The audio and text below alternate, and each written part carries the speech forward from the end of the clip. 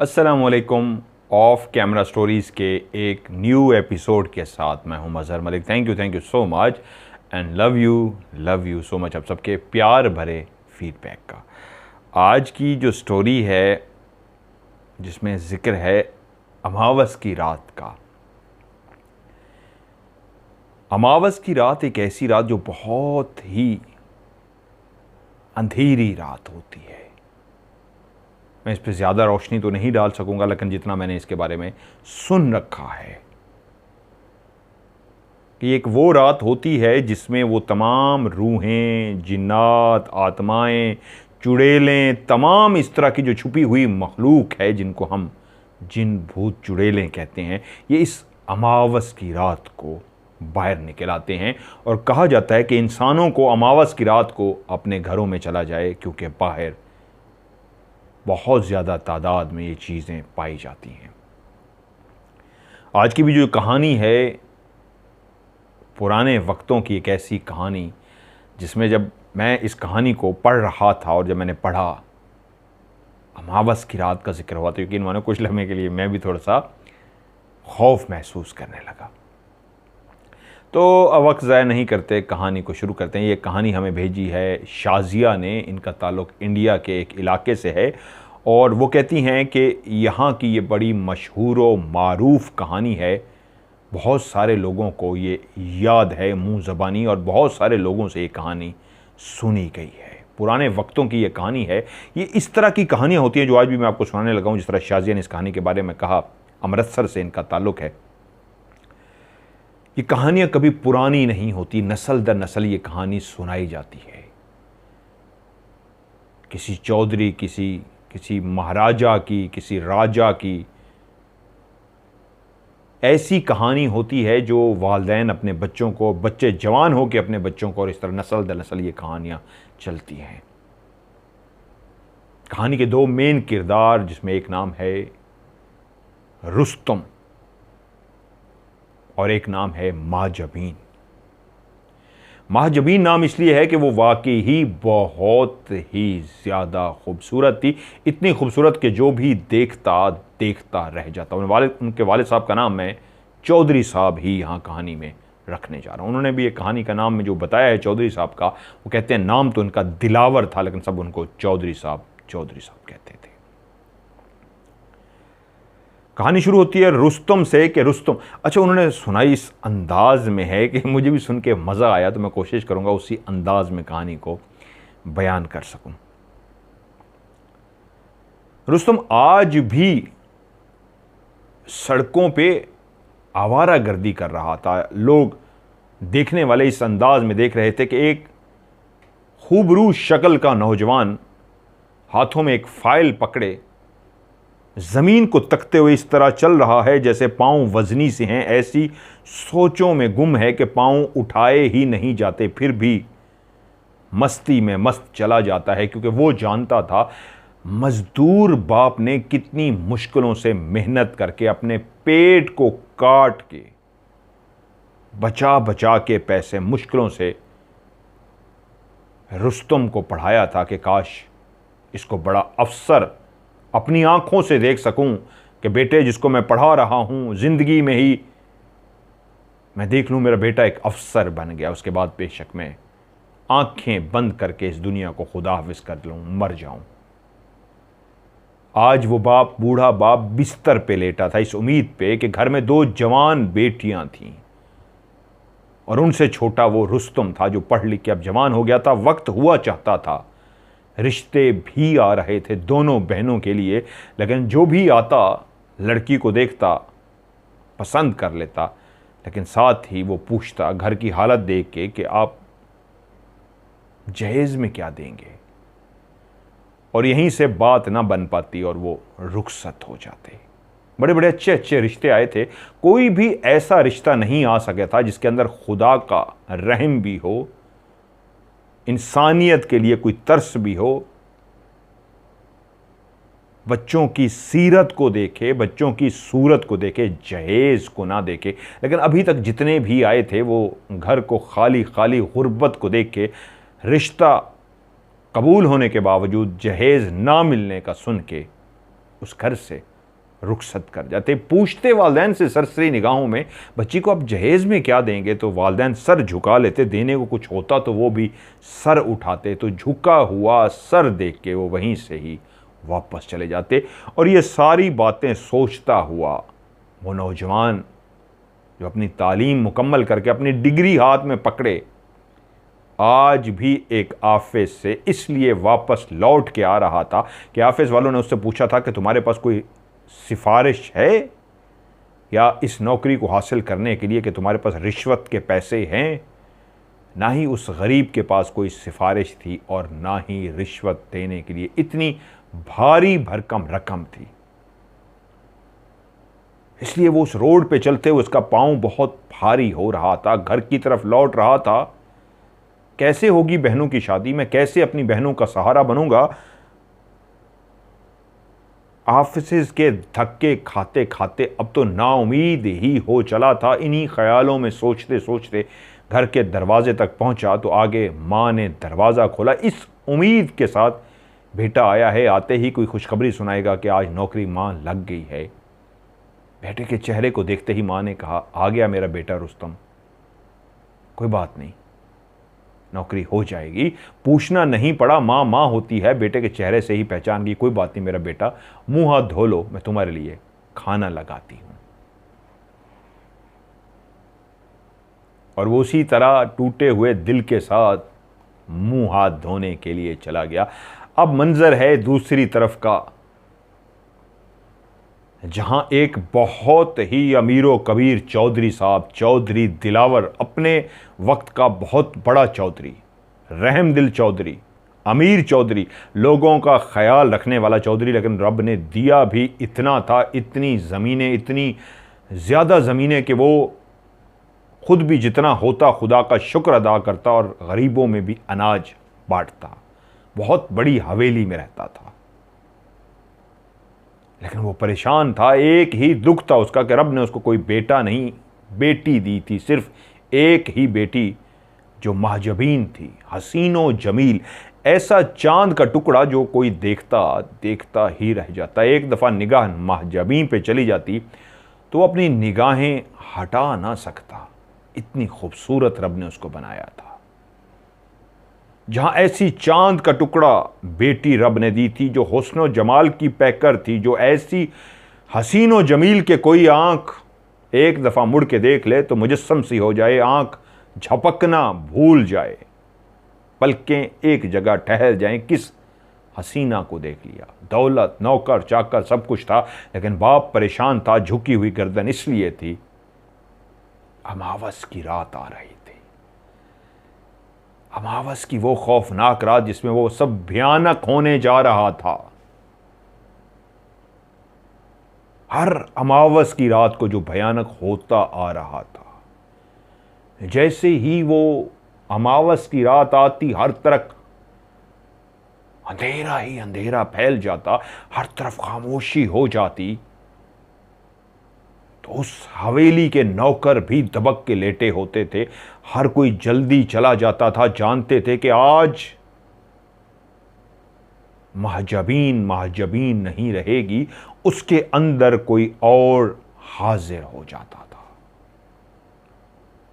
वो जो बिल्कुल ठीक रहती थी, जैसे ही अमावस की रात आती थी तो उसकी आंखें बाहर निकल आती थी, उसके बाल खुद बकुल बिखर जाते थे।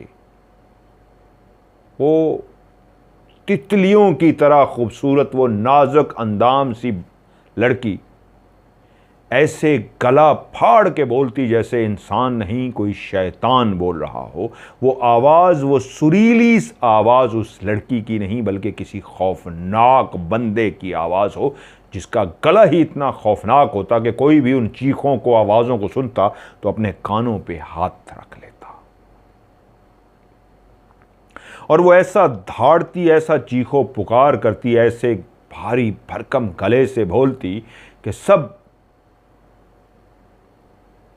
इतने खौफजदा होते कि अपने अपने हवेली के कमरों में भी लेटे होने के बावजूद दबके होते थे कि कहीं जो भी उसके अंदर आया है वो उनकी तरफ ना आए। एक माँ और बाप ही होते थे जो अपने सामने उन रस्सियों से बंधी हुई बेटी को देख रहे होते थे और रोए जा रहे होते थे।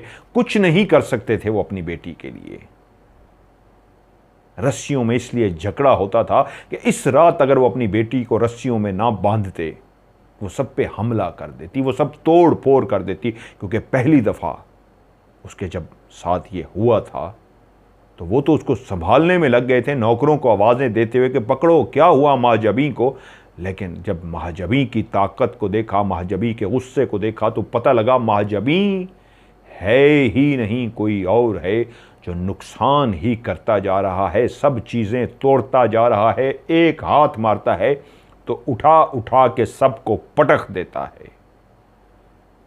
वो ताकत, वो महजबीन एक नाजुक अंदाम लड़की की ताकत नहीं थी, वो कोई शैतान था जो उसके अंदर था। वो पहले तो समझ नहीं सके, रात सारी नुकसान होता रहा, उसको पकड़ते रहे,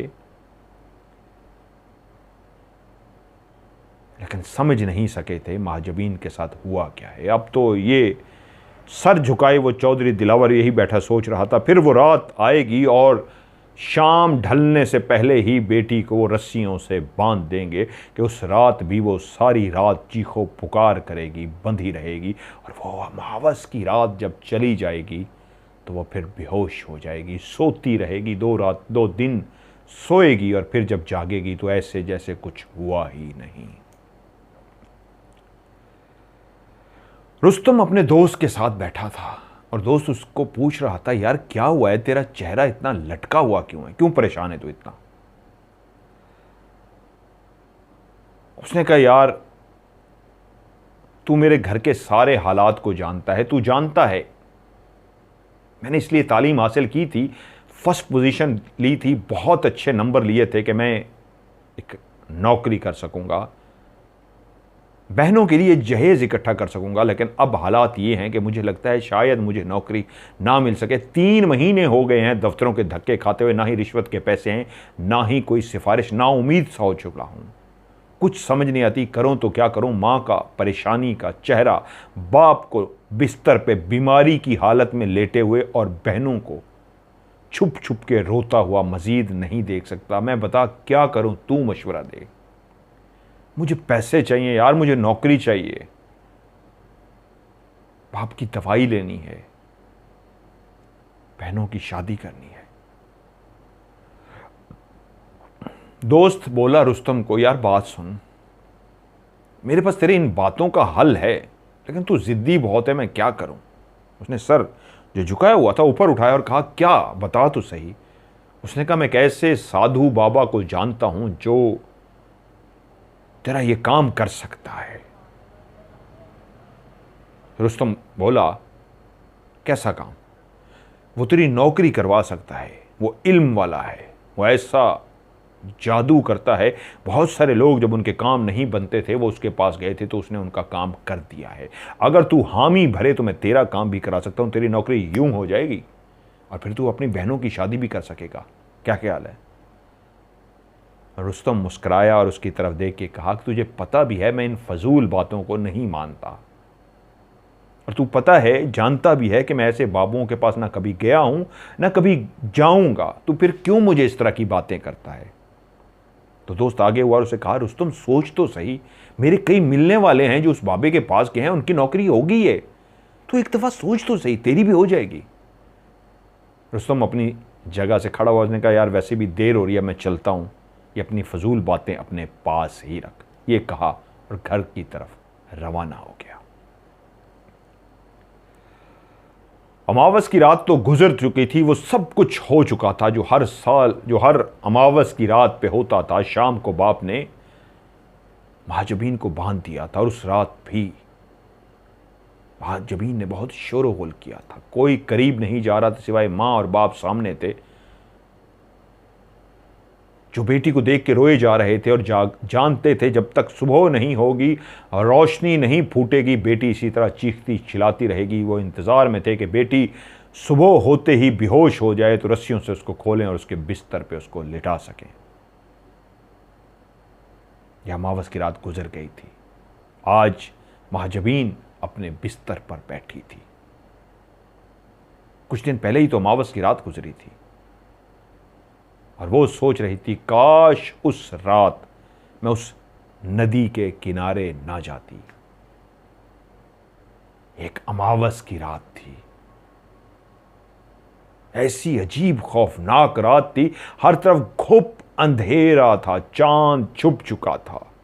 हशरात भी शायद किसी चीज से डर गए थे। मेंढक था या झींगड़ था, जो झींगड़ भी मुसलसल अपनी आवाज से बताता है रात हो चुकी है, और उसके मुसलसल बोलने से ही रात का एहसास होता है। वो भी उस रात खौफ की वजह से दबक के कहीं बैठा था, बोल नहीं रहा था। मेंढक भी नहीं बोल रहा था।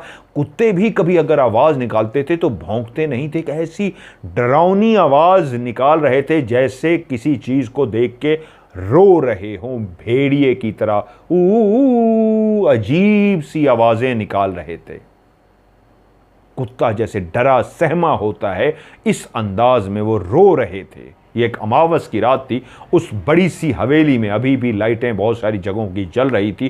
कुछ नौकर चाकर, क्योंकि बहुत बड़ी हवेली थी, अपने अपने कमरों में सोने के लिए जाने ही लगे थे। खाना खाया जा चुका था और महजबीन, जो अब जवान हो चुकी थी, हसीनो जमील थी, वो अपनी हवेली में ऊपर टहल रही थी कि उसका दिल किया क्यों ना मैं, वो जो सामने हमारा बहुत बड़ा लॉन है, क्योंकि हवेलियां जो होती थी उस दौर की वो एकड़ों पे होती थी, कनालों में नहीं होती थी। 10 एकड़ पे, अभी भी लाहौर में मेरे करीब 1-2 घर हैं जो बाहर से तो इतने बड़े नहीं नजर आते, लेकिन नंबर वो 10-12 एकड़ पे हैं सियासतदानों के। तो वो ऊपर से जब उसने वो मंजर देखा, वही जो दिन को कभी कभी वो झील, जो बड़ी सी नदी बनी हुई थी उनकी हवेली के अंदर बागीचे के साथ, तो उसका दिल किया कि इस अंधेरी घुप अंधेरी रात में वो उस नदी पे जाके बैठे। पता नहीं क्या उसने सोचा, और चलती हुई वो नीचे उतर के आई। जूते उसने उतार दिए और उस सरसब्ज घास पे चलती चलती चलती वो बिल्कुल बागीचे के करीब, बागीचे इन बड़ी बड़ी हवेलियों में जो बाग लगाए जाते थे, पूरे पूरे बाग होते थे जिसमें हर किस्म के फल लगे होते थे। जब भी कभी दिल करे घर के लोगों का तो जाके आम तोड़ सकें, सेब तोड़ सकें, अंगूर तोड़ सकें, खजूर तोड़ सकें, बहुत सारे फल लगाए जाते थे। स्पेशली नवाबों, बादशाहों और चौधरियों के हवेलियों में। चौधरी दिलावर की हवेली भी बागीचा उसके अंदर बना हुआ था, और उसके साथ वो जो नदी थी वो चलती हुई उस घास पे चलती हुई नदी के किनारे गई, और उसने इस अंदाज में बैठी कि जो उसके पांव थे, जूते उतर चुके थे, वो उसने नदी के अंदर डबो दिए।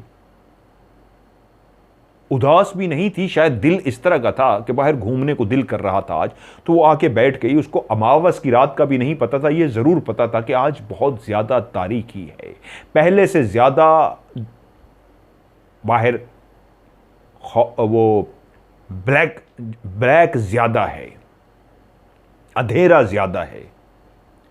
उसी नदी पे इस तरह पांव लटकाए बैठी हुई थी।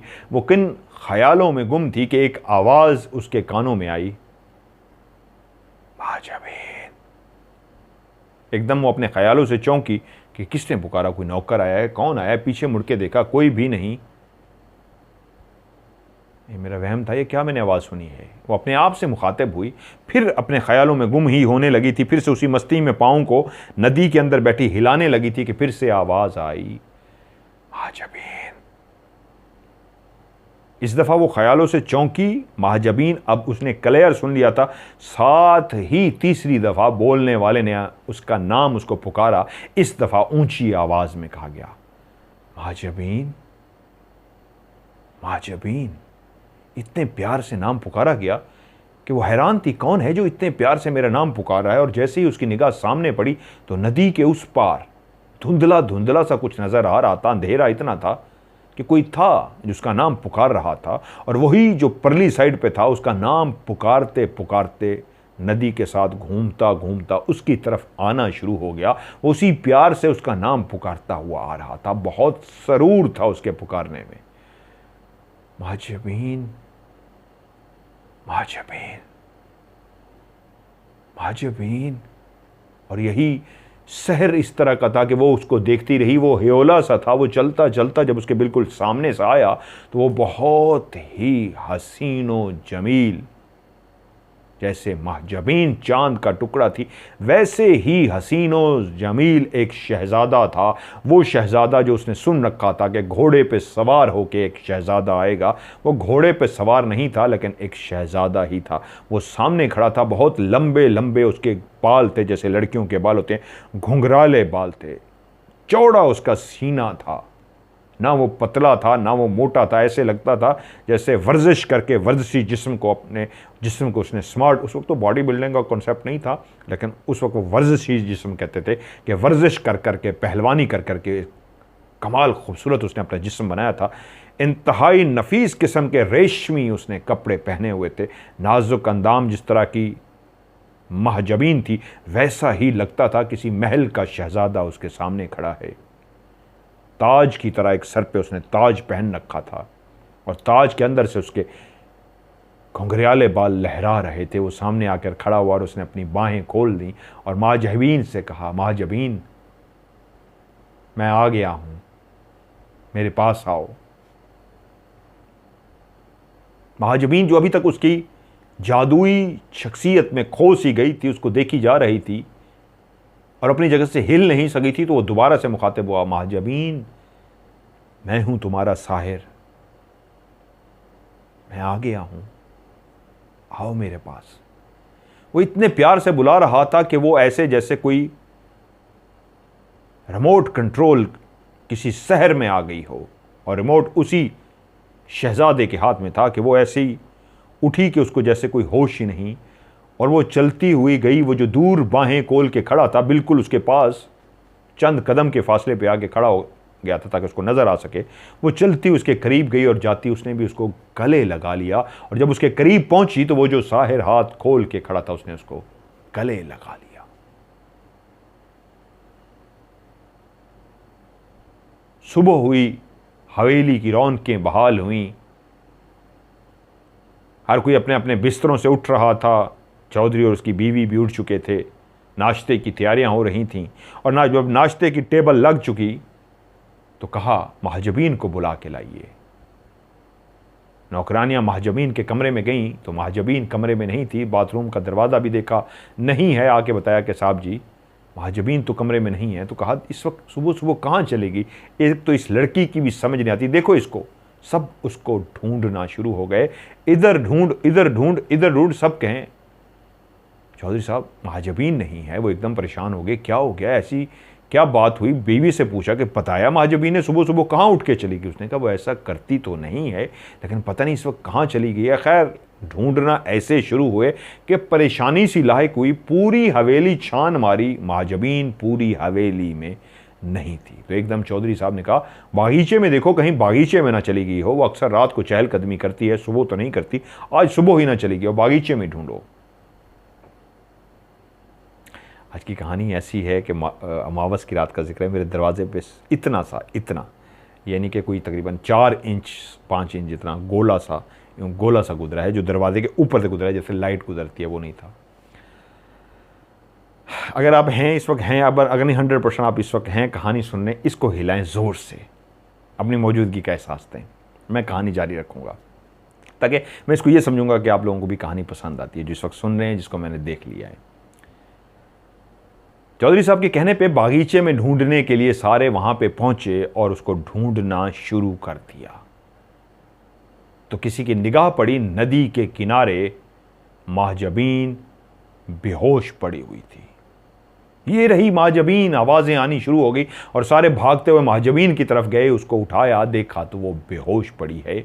महजबीन को लेके आ गए, बिस्तर पे लिटाया और होश में लाने की कोशिश की गई तो पता लगा महजबीन को बहुत शदीद बुखार है। डॉक्टरों को बुलाया गया, हकीमों को बुलाया गया। 2 से 3 दिन डॉक्टर हकीम मिलके कोशिश करते रहे, सर तोड़ कोशिश, उसके बावजूद वो महजबीन को होश में नहीं ला सके।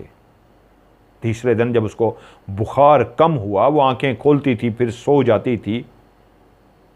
तीसरे दिन जब उसका बुखार कुछ कम हुआ, वो होश में आई तो इस अंदाज में सबको देखा जैसे पहचान ना रही हो। आहिस्ता आहिस्ता उसने पहचानना भी शुरू कर दिया और उस दिन उसका बुखार काफ़ी हद तक कम हो गया और रात को वो बिल्कुल जब सोई तो वो ठीक हो चुकी थी।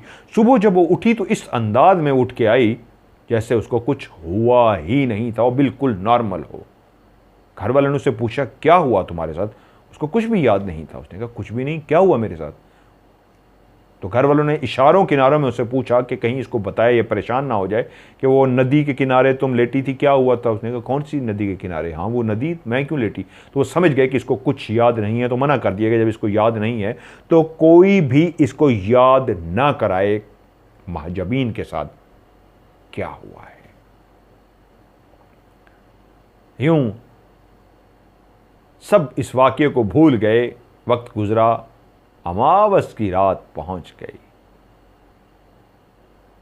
जब अमावस की रात पहुंच गई, अमावस की रात आ गई, पहली अमावस की रात थी, तो फिर वही हुआ जो मैं पीछे आपको कहानी में बता चुका हूं कि उस रात तो वो ना समझ सके, और वो जो अपने बिस्तर पे वो अपने माँ बाप के साथ खाने की टेबल पे रात को मौजूद थी, तो एकदम से उसके अंदर आवाज़ बदली और उसके हाथ पांव मुड़े और उसके बाल खुद ब खुद खुल गए और आंखें बिल्कुल बाहर आ गई, और वो खूबसूरत नाजुक अंदाम महजबीन नहीं थी। वो जब बोली तो अंदर से कोई और बोल रहा था जो भयानक था, जो नौकर चाकर भी समझ गए, चौधरी उसकी बीवी भी, चौधरानी भी समझ गई ये बेटी नहीं है, इसके अंदर किसी की हाजिरी हो चुकी है। और फिर सबसे पहले उसने प्लेटें जो सामने रखी थी उठा के फेंकी, यहाँ तक कि उसने कुर्सियां उठा के वो बड़ी सी टेबल उठा के फेंक दी। वो जो बड़ी टेबल, इतनी भारी भरकम टेबल थी, उसको कोई भी 3-4 लोग नहीं उठा के फेंक सकते थे। उस अकेली लड़की ने इस अंदाज में उसको उठा के फेंक दिया था जैसे उसके अंदर बहुत बड़ी ताकत आ गई हो।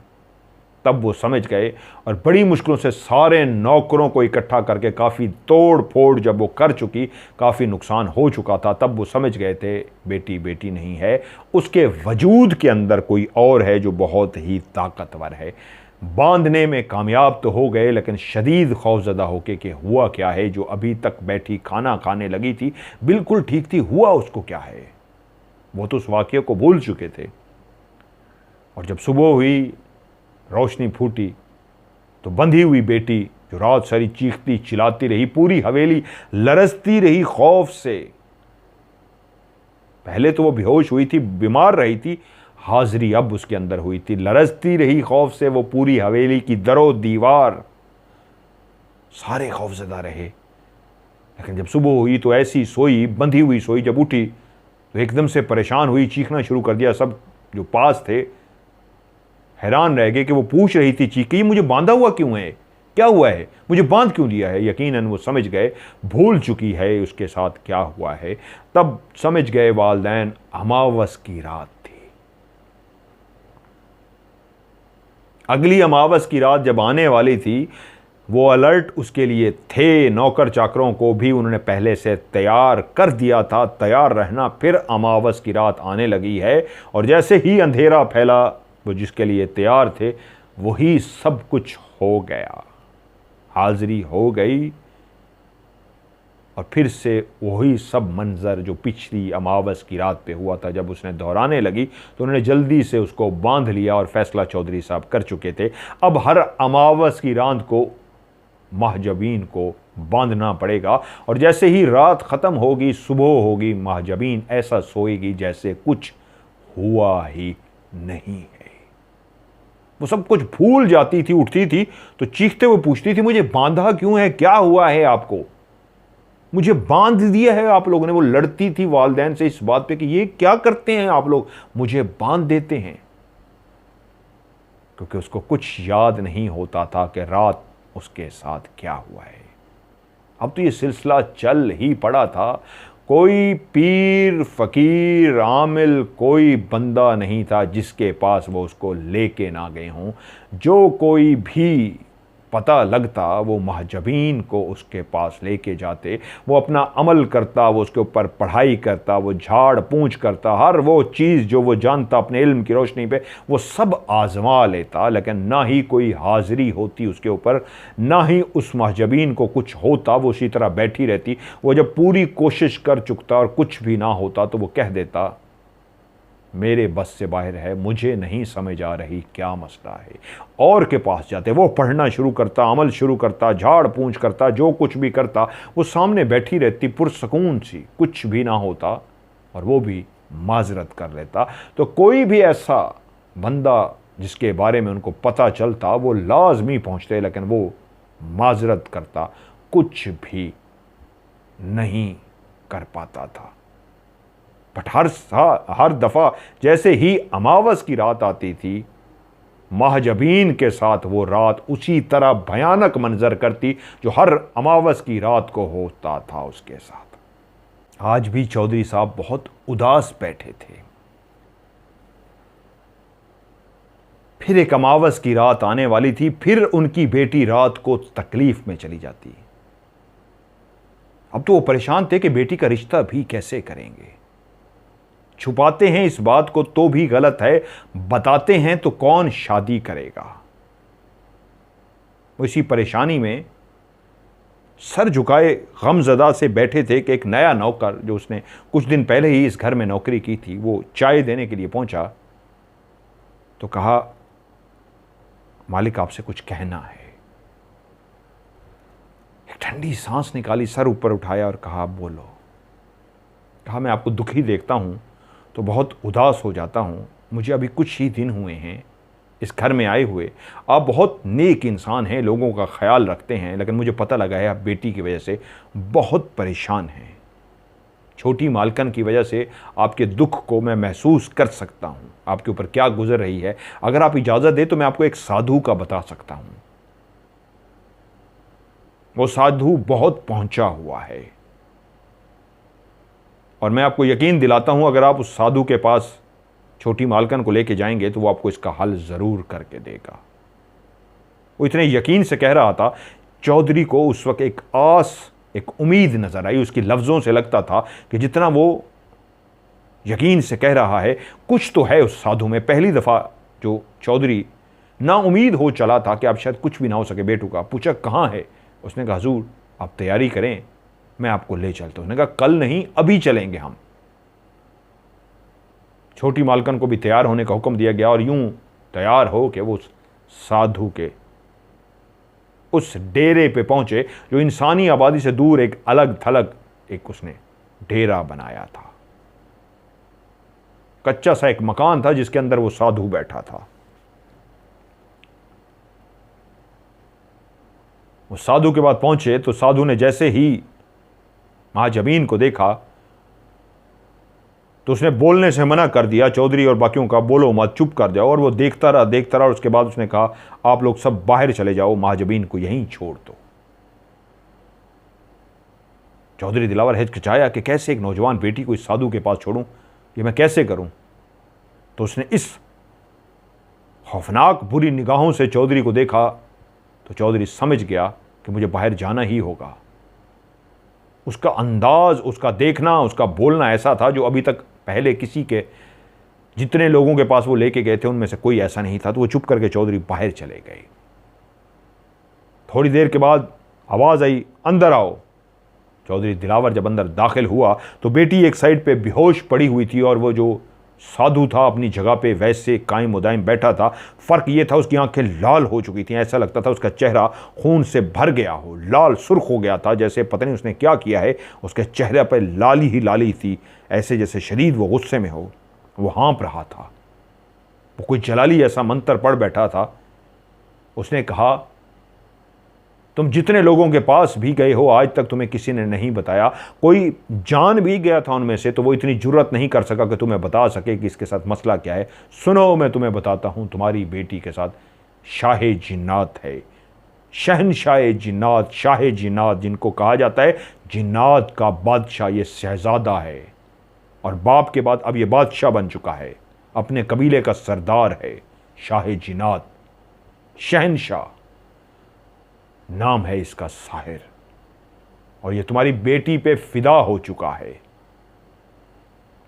हर अमावस की रात वो तुम्हारी बेटी की तरफ आता है। तुम उसको बेशक रस्सियों से बांध देते हो, उसके बावजूद वो तुम्हारी बेटी के साथ रहता है। और अब वो ये कर चुका है कि ये सिर्फ और सिर्फ मेरी है, ये किसी और की नहीं हो सकेगी। लेकिन मैं अपने जादू से ये सब पता कर चुका हूं कि तुम्हारी बेटी को बचाया जा सकता है।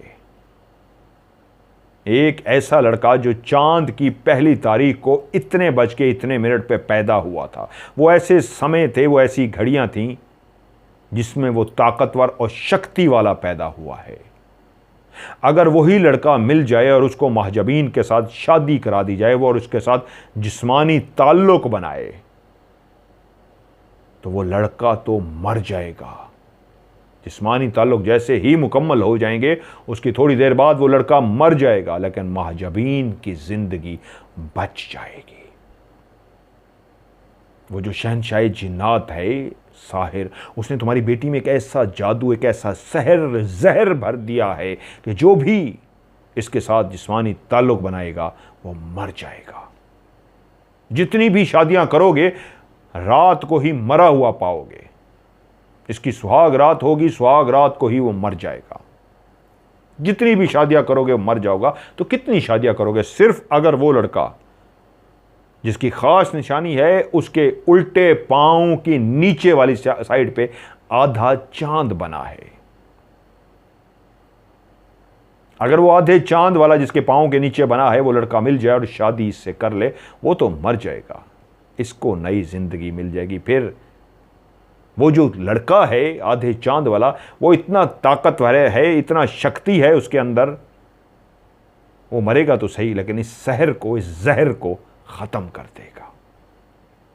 अभी अपनी बेटी को लेके जाओ, मैं तुम्हें फिर बुलाऊंगा, अभी जाओ। वो ऐसी बातें कर रहा था जिसकी बातों से लगता था चौधरी दिलावर को कि कुछ तो है इस साधु में, ये झूठ नहीं बोल रहा, ये सच कह रहा है।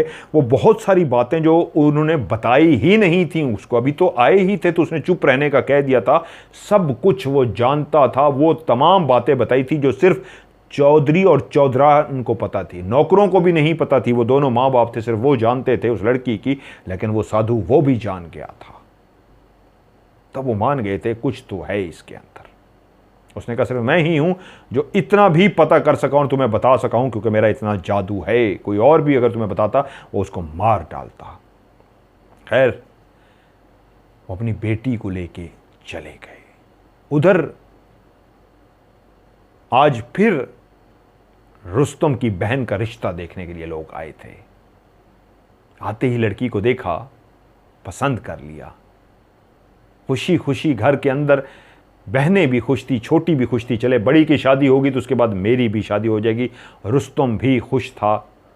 खुशी खुशी बाहर से उनके लिए खाने पीने का सामान लेके जैसे अंदर दाखिल हुआ तो देखा माँ का चेहरा लटका हुआ है। माँ ने कहा, कागज़ का टुकड़ा रुस्तम के हाथ में पकड़ा दिया। जैसे ही उसने देखा वो समझ गया कि जहेज़ की पूरी लंबी लिस्ट थी जो देकर चले गए थे कि अगर ये शादी करनी है तो ये आपको जहेज़ देना पड़ेगा। ये रिश्ता माँ को भी पसंद आया था। रुस्तम की माँ को भी ये रिश्ता बहुत पसंद आया था। लड़का बहुत अच्छा था, लेकिन उसके वालिदैन लालची थे, जहेज़ मांग रहे थे। माँ की ख्वाहिश थी। रोते हुए रुस्तम से कहा, लड़का बहुत अच्छा था, कितना अच्छा होता मेरी बेटी का इससे रिश्ता हो जाता। लेकिन वो भी, ये अनपढ़ हूँ लेकिन समझ गई हूँ, एक लंबी लिस्ट थमा के चले गए हैं, जहेज़ चाहिए। माँ की आंखों में वो आंसू जो अंदर ही अंदर वो पी रही थी, बेटे के सामने नहीं रो रही थी। और बहनों को भी जानता था जो इस वक्त चुप करके खड़ी अंदर कोने में जाके चुप के रोएंगी। घर से निकला और चलता हुआ सीधे उसी दोस्त के पास गया और कहा, उठ यार चलें। दोस्त बोला, क्या हुआ रुस्तम, कहाँ चलें? मैं समझा नहीं। मुझे उस बाबे के पास लेके चलो जो तुम कहते हो नौकरी दिलाता है। मैं मर जाऊंगा, आज भी जो घर में हुआ है मेरी बर्दाश्त से बाहर है। बस खुदारा मुझे उस साधु के पास, उस बाबे के पास ले चलो जो नौकरी देता है। उसने कहा, यार तू परेशान है, हम कल चलेंगे। उसने कहा, अभी जाना है मुझे। दोस्त ने मोटरसाइकिल निकाली, उसको सवारी अपनी निकाली, उसको बिठाया और वो पहुंच गए उस साधु के पास। वीरान सा इलाका था। वीरान से इलाके में एक कच्चा सा घर बना हुआ था। बाहर जब उन्होंने उतरे सवारी से तो अंदर से एक साधु बाहर आया और कहा, आपका ही इंतजार हो रहा था, तशरीफ लाइए। वो दोनों एक दूसरे को देख के हैरान हुए, हमारा इंतज़ार हो रहा था, क्या मतलब है इस बात का। वो दोनों चलते हुए जब गए तो एक साधु अपनी जगह पे बैठा था आंखें बंद करके, और जैसे ही वो दाखिल हुए तो उसने अपनी आंखें खोली और कहा बैठ जाइए। वो दोनों बैठ गए। साधु ने कहा मुझे पता है तुम किस लिए आए हो। वो डायरेक्ट रुस्तम की तरफ देख के बोला बहनों की शादी करनी है ना, तालीम हासिल कर ली, बाप ने पढ़ा दिया, नौकरियों के लिए 3 महीने हो गए, धक्के खाते खाते, रिश्वत मांगते हैं, पैसा मांगते हैं, तुम पैसा चाहते हो। अभी भी वो लिस्ट थमा के गए हैं ना जो तुम्हारी जेब में है, वो बड़ी सी लिस्ट जिसमें ये कुछ लिखा है। और रुस्तम हैरान था कि उसने ये बात तो अपने दोस्त को भी नहीं बताई कि उसके जेब में जो लिस्ट है, माँ ने भी नहीं पढ़ी, माँ पढ़ी लिखी नहीं थी, बहनों ने भी नहीं देखी, सिर्फ उसी ने देखी थी और पढ़ी थी, या वो रिश्ते वाले को जानते थे वो क्या लिख के गए हैं। साधु तो ये भी बता रहा था कि लिस्ट में क्या क्या क्या लिखा है। समझ गया कि कोई पहुंचा हुआ साधु है। कहा आप तो बहुत पहुंचे हुए हैं, आप ये सब कुछ जान गए हैं, तो आप ये भी जानते होंगे मैं आपके लिए क्यों आया हूं। साधु ने उसकी आंखों में देखते हुए कहा पैसा चाहिए ना, पैसा चाहते हो तो तुम्हें पैसा मिलेगा बेइंतहा, लेकिन क्या पैसे के लिए जान दे सकोगे। एकदम से वो चौंका और साथ बैठा हुआ दोस्त भी कि ये क्या कह रहा है साधु। उसने कहा जी मैं समझा नहीं। उसने कहा पैसा जितना चाहते हो उतना ही मिल जाएगा, लेकिन तुम्हें जान देनी पड़ेगी। उसने वो बातें सोची जो अभी भी घर से फैसला करके आया था, चाहे मुझे कुछ भी करना पड़े मैंने बहनों की शादी करनी है। तो उसने कहा हाँ मुझे कबूल है। तो उसके दोस्त ने कहा क्या हो गया है, पागल है। उसने कहा चुप कर जाओ। दोस्त को इशारा किया तुम मत बोलो, क्या करना होगा मुझे। उसने कहा अपने पाँव के नीचे देखो एक आधा चांद बना है उल्टे पाँव के नीचे। और उसने जब देखा तो वो भी देख के हैरान हो गया कि हाँ ये तो बना है।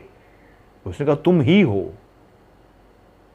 जो महजबीन के जादू को, महजबीन के सहर को तोड़ सकते हो। तुम्हें शादी करनी होगी एक लड़की से, लेकिन उस शादी की पहली रात जब तुम उसके साथ जिस्मानी ताल्लुक बनाओगे, मियाँ बीवी वाला ताल्लुक बनाओगे, सुहाग रात मनाओगे, तो सुहाग रात के कुछ घंटों बाद ही तुम मर जाओगे। लेकिन तुम्हें उससे पहले इतना पैसा मिल सकता है कि अपनी बहनों की धूमधाम से शादी कर सको। जाओ और परसों मेरे पास आना, मुझे बताना अगर तुम्हें मेरी ये ऑफर कबूल है तो फिर परसों आ जाना, वरना मत आना। जाओ आप। वो दोनों दोस्त उठे और उसका दोस्त उससे लड़ना शुरू हो गया कि ये कैसा पागलपन है, तुम पागल हो गए हो, तुम अपनी जान दोगे, मैं ऐसा नहीं करने दूंगा, मैं अभी चल के तुम्हारी मां को बताता हूं। तो उसने उसे कहा रुक, तुझे मेरी दोस्ती की कसम, तुझे मेरी कसम, मेरी मां को कुछ मत बताना, मां तो वैसे ही मर जाएगी।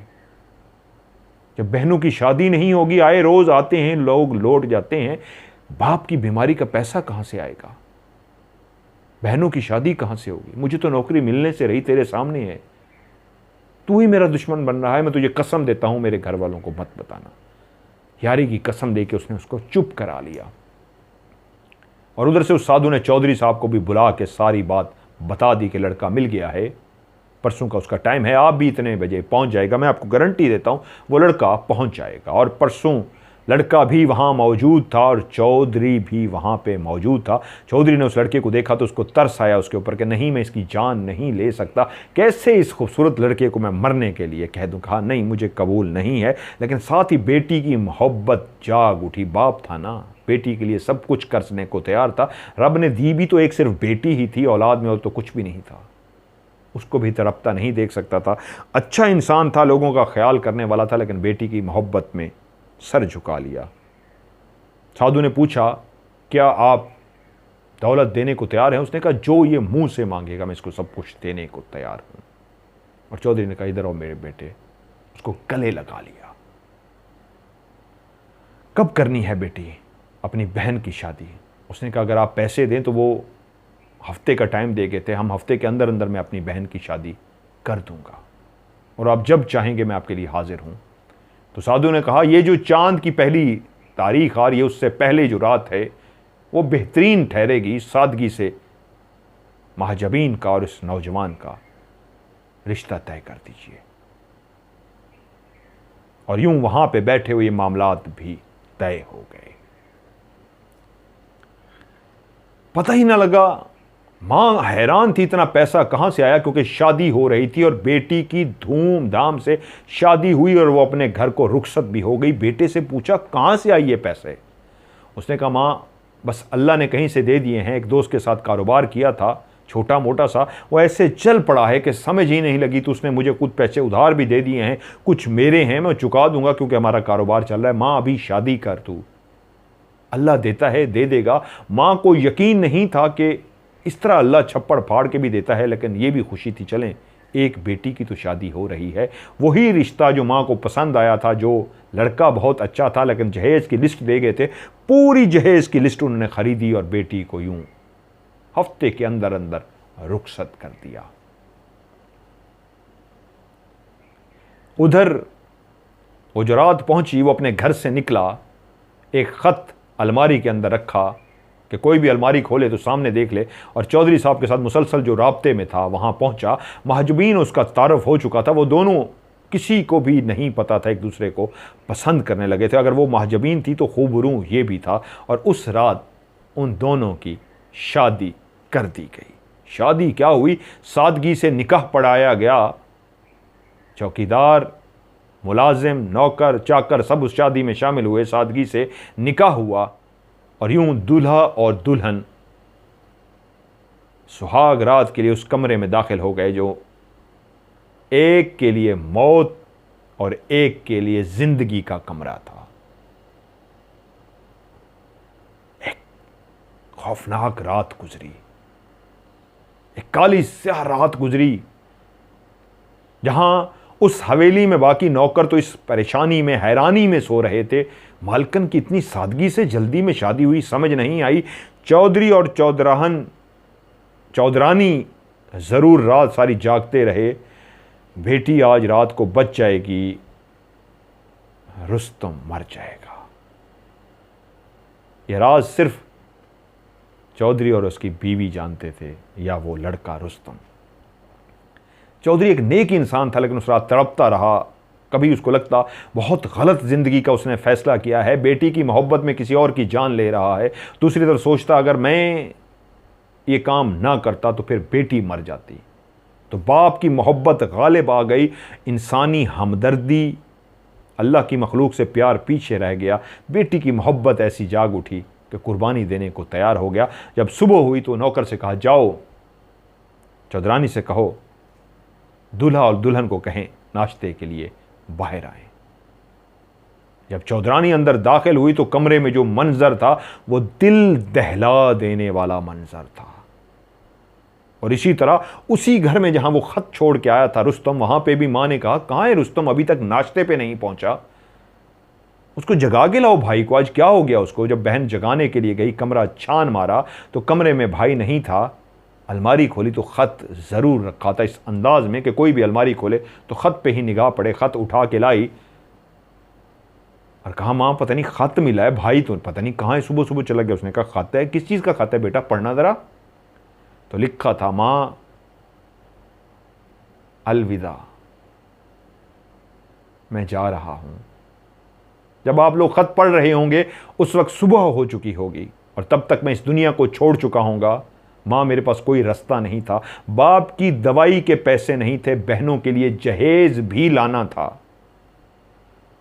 और बाप का इलाज भी कराना था। आप लोगों ने अपनी जमा पूंजी मेरे ऊपर लगा दी कि जमा पूंजी लगा के मैं पढ़ूंगा, अफसर लगूंगा, बेटियों की शादियों करूंगा। मैं इस माशरे से तंग आ गया था जहां रिश्वत और सिफारिश के बगैर कोई मुझे नौकरी देने के लिए तैयार नहीं था, लेकिन मुझे बहनों को बिहाना था।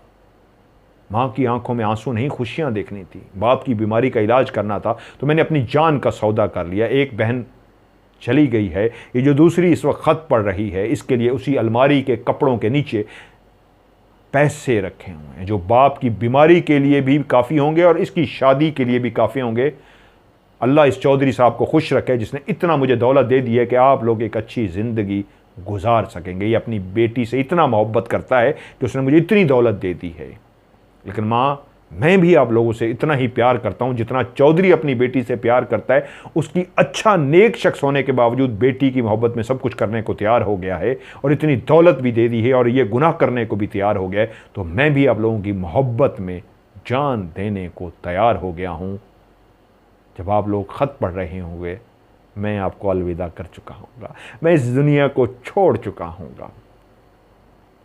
और उधर जब चौधरानी अंदर कमरे में दाखिल हुई तो एक तरफ रुस्तम की लाश पड़ी थी और दूसरी तरफ खून में लथपथ महजबीन पड़ी थी और कमरे के अंदर चौधरानी की चीखें गूंज रही थी। चौधरी साहब भी भागते हुए जब अंदर दाखिल हुए तो बिस्तर खून से भरा हुआ था और वहीं महजबीन के हाथ में एक कागज था जो उसने मुट्ठी में बंद किया हुआ था, इस अंदाज में कि जो भी कमरे में दाखिल हो तो इसी मुट्ठी को खोले और ख़त खोले। और बाप ने वो ख़त उसकी मुट्ठी से निकाला तो पढ़ना शुरू किया। लिखा था, बाबा मैं रुस्तम से बहुत प्यार करने लगी थी। बाबा जब आपने पहली दफ़ा रुस्तम को मुझसे मिलवाया मुझे तब से बहुत अच्छा लग गया था। बाबा आपने मेरी मोहब्बत में यह फैसला कर लिया कि रुस्तम मर जाएगा। आप तो ऐसे ना थे, लेकिन मुझे पता है बेटी की मोहब्बत में हार गए। बाबा उस लड़के ने वादा नहीं तोड़ा, मुझे कुछ नहीं बताया, लेकिन बाबा गलती मेरी थी। मैं उस रात उस नदी पे ना जाती, उस साहिर को ना देखती और वो जो मुझे बाहों में लेने के लिए खड़ा था, अगर मैं ये गलती ना करती तो ये वाकया ना होता। बाबा रात बहुत सुहानी रात थी। रात जब हमने अब एक दूसरे के करीब आए और इसकी हालत ख़राब होने लगी तो ये भी मुझसे प्यार करने लगा। मैंने कहा अब तो तुम मेरे शौहर बन चुके हो, नाम के नहीं, तुमने मेरे जिस्म को हासिल किया है। क्या बात है जो तुम मुझसे छुपा रहे हो? मेरे बाप ने भी मुझसे छुपाई है। तो मेरी कसम देने पे वो बोल पड़ा कि मुझे माफ़ कर देना। और जब उसने कहा ना मुझे माफ़ कर देना, मैं समझ गई थी और उसने सब मुझे बता दिया जो आपने मुझसे छुपाया था। और अभी वो अपने जुमले मुकम्मल भी नहीं कर सका था कि वो मर गया, जान दे गया, अपने घर वालों की मोहब्बत में बहनों की शादी करा गया और मेरे बाप ने मेरी मोहब्बत में किसी की जान ले ली। इतना खूबसूरत नौजवान मेरे सामने, जो मेरी मोहब्बत मेरा प्यार मेरे सामने था, वो अपनी बहनों के लिए मर गया और ये भी मुझसे प्यार करने लगा। तो उसने मुझे कह दिया था कि तुम भी मुझे बहुत अच्छी लगती हो। और मैं भी बाबा उसको प्यार करने लगी थी। बाबा मैं भी जा रही हूँ। जब ये जा रहा है तो मैंने ऐसी ज़िंदगी को जी के क्या करना है जो मेरी ज़िंदगी एक ऐसे नौजवान ने बचाई कि वो ज़िंदगी की बाजी हार के मुझे ज़िंदगी जे, मेरे ऊपर इतना बोझ होगा मेरे ज़मीर पे, मैं जी नहीं सकूंगी बाबा, कि किसी की मौत के बदले मुझे ज़िंदगी मिली है और उसकी मौत के बदले जिससे मैं प्यार करती हूँ मैं भी जा रही हूँ बाबा। अलविदा बाबा, मुझे माफ़ कर देना। एक घर में कोहराम मचा हुआ था, बेटा चला गया था बहनों की शादी घर में और इस घर में कोहराम था। वो बूढ़ा अपने दिल पे हाथ रख के ज़मीन पे गिर गया था जिसकी बेटी की खून में लथड़ी हुई लाश पड़ी थी और साथ ही रुस्तम की लाश। रुस्तम अपने बहन अपनी माँ बाप की मोहब्बत में जान दे गया था और वो रुस्तम की मोहब्बत में जान देगी थी। जाते जाते लिख गई थी, बाबा अब मुझे किसी शहनशाह जिन्नात से डरने की ज़रूरत नहीं है, अब मैं जा रही हूँ। जिसने साहिर ने जिसने जो करना है कर ले, मैं भी जा रही हूँ। मैं अपनी मोहब्बत अपने प्यार रुस्तम के साथ जा रही हूँ। और यूँ वो दोनों प्रेमी जो इतनी कम टाइम के अंदर प्रेमी बने थे इस दुनिया से चले गए।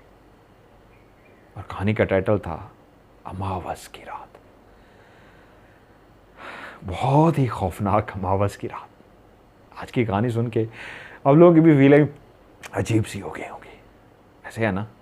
कमेंट्स में ज़रूर बताइएगा। आप मज़ीद मेरे पास बोलने की हिम्मत नहीं है, वरना मैं आपको पता है मैं बोलता हूँ और लंबा बोलता हूँ। एंड पे यहाँ तक भी कहता हूँ कहानी कैसे भेजनी है। आज कुछ भी नहीं, सिर्फ आज इतना कहूँगा जाने से पहले, अमावस की रात बहुत ही खौफनाक अमावस की रात। खुदा हाफिज़।